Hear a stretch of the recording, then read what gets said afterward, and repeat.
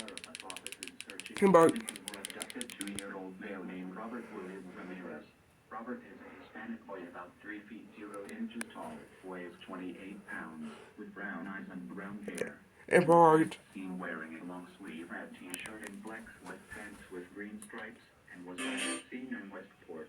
There is no known abductor or vehicle information at this time. If you have any information regarding this missing child, call the Cook County Sheriff's Office at 320-634-5411 or 911. Wow. Wow, I just barely got that. Wow.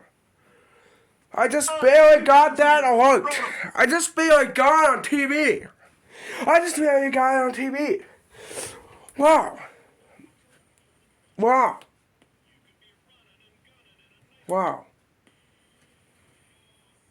Wow, it's barely got it on TV.